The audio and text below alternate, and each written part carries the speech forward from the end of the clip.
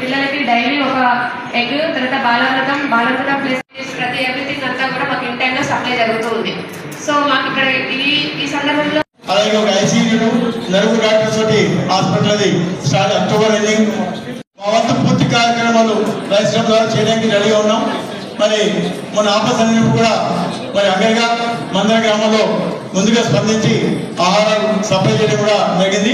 సిఆర్డీఎఫ్ సిబ్బంది కూడా ఇక్కడ అకామిడేషన్ ఇచ్చి 2 రోజుల వారికి పూర్తిగా మరి మార్నింగ్ బ్రేక్ఫాస్ట్ లంచ్ డిన్నర్ కూడా అరేంజ్ చేయడం జరిగింది. ఎన్నో సంవత్సరాల సేవా కార్యక్రమం గత 50 సంవత్సరాలుగా రైస్ క్లబ్ భోజనం మరి భోజనంలో 1940 నుంచి నేటికి సేవా కార్యక్రమం. స్త్రీలు అందరూ ఆడవారు అందరూ కొన్ని అర్థం చేసుకోవాలి. వాస్తవాలు ఏంటి, ఏది చేస్తే బాగుంటుంది, ప్రజాస్వామ్యం అనేది ఏంటి, గాజులను తీసేసి మనం రాజకీయ నాయకులు అనుకుంటున్నాం. దానికి అర్థమైంది ఇవన్నీ ఆలోచించకుండా ఓట్లు వేస్తే మనం ఇబ్బంది పడతాం, మన పిల్లలు ఇబ్బంది పడతాం. ఇప్పటికైనా చాలా కనీసం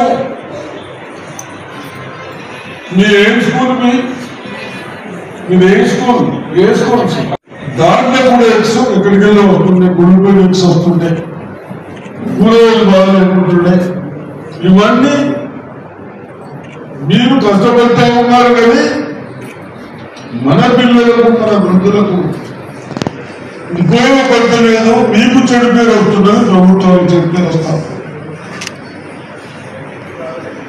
స్వార్థ పనులు చేసిన పనులకు భవిష్యత్తు ఇబ్బంది పడతా ఉన్నది. కాబట్టి మేము ముఖ్యమంత్రి గారు మెసేజ్ ఎక్కడో చెన్నై నుంచి ఇంకోటి నుంచి ఎక్స్ రావద్దు, గుడ్డు రావద్దు, లోకల్ని పర్చేజ్ చేసుకొని ఆలోచించుకోండి. ఇంకా లోకల్ ఆల్రెడీ తీసుకోవాలి. నా డాక్టర్ మహిళా సంఘాల ద్వారా కూరగాయలు ఎక్కడ సప్లై చేస్తే ఫ్రెష్ కూరగాయలు వాళ్ళు కూడా తీసుకోవాలి.